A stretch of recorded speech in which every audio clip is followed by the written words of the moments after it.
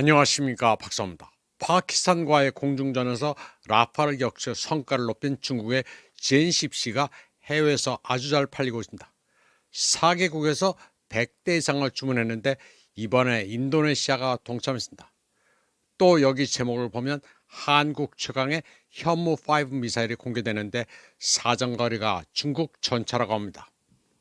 우선 젠10C 관련 소식을 전해드리자면 인도네시아가 최소 42대 젠10C를 주문해 네 번째 보유국이 됐습니다. 여기에 이집트도 뒤따를 예정입니다. 인도네시아가 젠10C를 주문한 것은 미중 간 동남아 힘 겨루기를 상징합니다. 인도네시아가 중국 전투기를 구입한 것은 처음입니다. 인도네시아 국방장관은 젠10C가 곧 자카르타 상공을 날 것이라고 말했습니다.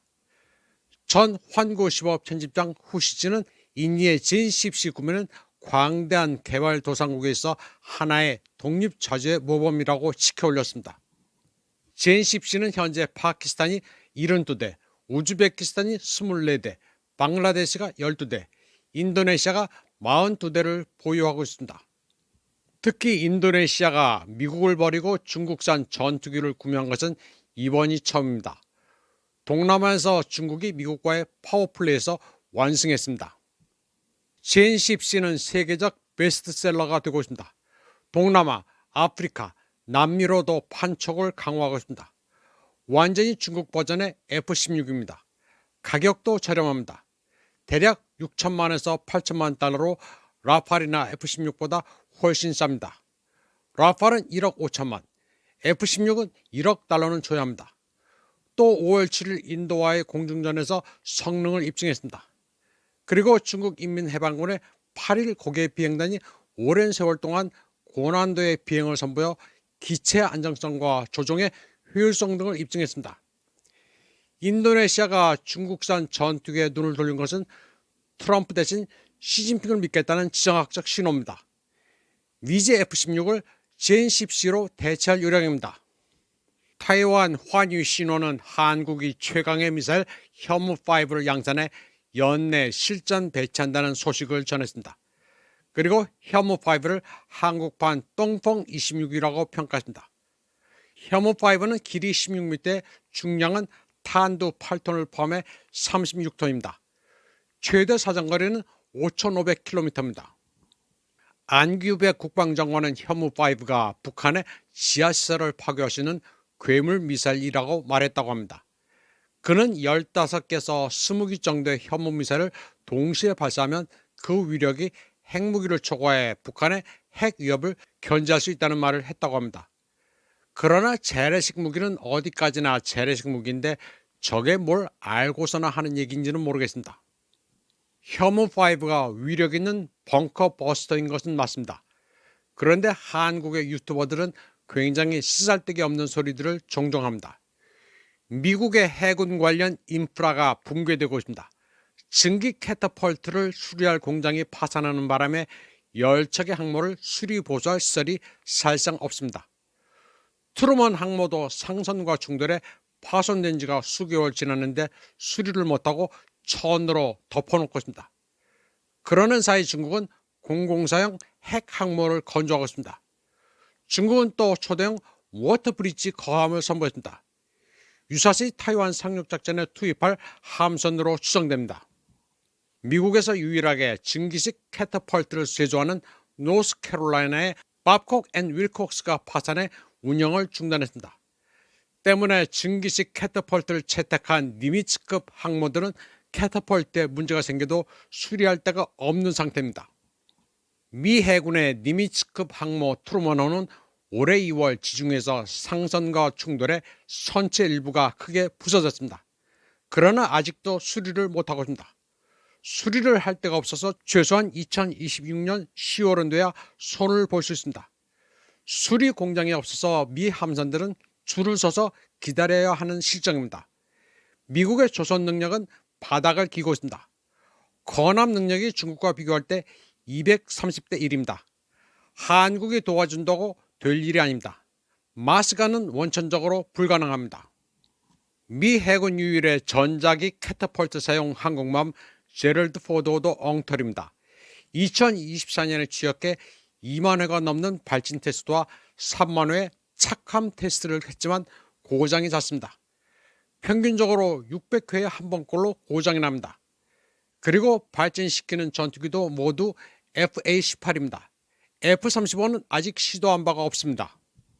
미 해군은 구제불능입니다. 증기 캐터펄트를 사용하는 니미츠급 항모는 밥콕 앤 윌칵스의 파산으로 캐터펄트를 수리할 데가 없고 제럴드 포드급의 전자기식 캐터펄트는 결함이 많습니다. 그러는 사이 중국 해군의 푸제노 항공모함은 성공적으로 전자기식 캐터펄트 운용을 과시했습니다. 또 다리엔 조선창에서는 004형 핵동력 항공모함을 열심히 짓고 있습니다. 배수량 11만 톤에서 12만 톤의 슈퍼캐리어입니다. 푸젠호와는 달리 원자로를 장착해 항속거리가 무제한입니다. 전자기식 캐터펄트는 기본입니다. 영국의 선지는 중국이 워터브리지 상륙함을 건조해 여러 차례 운용하는 장면이 포착됐다고 보도했습니다. 여러 대의 선박을 브리지 형태로 연결해 장비와 물자를 투입하는 배입니다. 상륙 강습함으로 1차 공격을 마친 뒤 후속 전력을 투입할 수 있도록 하는 장비입니다. 이제 거의 실전 능력을 갖췄습니다. 한꺼번에 800대 전차와 장갑차를 해안에 상륙시킬 수 있습니다. 교두보에 바로 대규모의 장비와 병력을 상륙시킬 수 있어 노르망디와 같은 장면을 연출할 수 있다고 선지는 보도했습니다. 발상이 아주 기발합니다. 다음 소식입니다. 미중 간 바다에서의 전쟁은 해운 물 위에서도 일고 있습니다. 그런데 트럼프의 엉뚱한 도발로 미국인들에게는 물가 쓰나미가 몰아닥치고 있습니다. 미국은 10월 14일부터 미국 항구에 정박하는 모든 중국산 선박에 대해 항구 정박세를 부과하고 있습니다. 어떤 나라 소유냐에 관계없이 중국산 선박이면 모두 항구세를 물립니다. 이로써 전 세계 10대 해운사는 내년에 32억 달러의 손실을 보게 생겼습니다. 물론 중국이 가장 손실이 클 것으로 보입니다. 중국 중량 해운 집단은 15억 3천만 달러의 손실이 예상됩니다.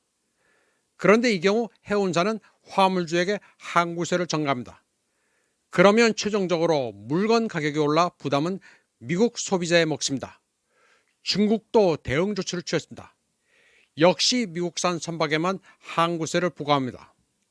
그런데 타격은 미국이 훨씬 큽니다. 곧바로 소비자들이 골탕을 먹고 있습니다. 버터부터 라면까지 모든 물가가 올랐습니다. 국가와 관계없이 미국 항구에 정박하는 중국산 선박을 대상으로 세를 부과하다 보니 웬만한 물건들은 다 오르게 되어 있습니다. 중국이 1년에 컨테이너선을 1,000척을 만드는 동안 미국은 10척밖에 만들지 못합니다. 사실 전 세계에 깔린 상처는 대부분 중국산입니다. 조선 능력에서 중국과 미국은 상대가 안 됩니다. 미국이 한국과 일본을 끌어들여 조선업을 살린다는 것은 망상입니다. 코스트코 통계를 보면 소비자가 받는 타격은 매우 큽니다. 대략 14개 상품이 꽤 올랐습니다. 우선 버터, 아이스크림, 요거트 같은 유제품이 있습니다.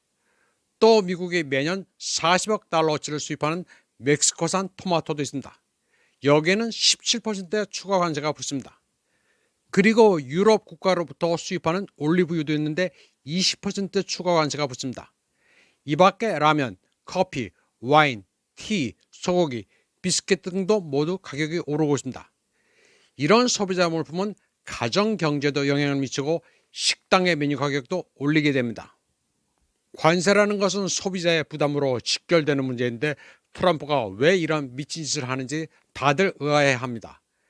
미국민들은 서서히 데워지는 물속에서 삶아지는 개구리 신세입니다. 미국이 대중 추가 보복 관세 100%를 매긴다는 것은 애당초 말도 안 되는 짓이었습니다. 절대로 그리하지 못합니다. 이번 방송은 여기까지 하겠습니다. 시청해주신 여러분 감사합니다.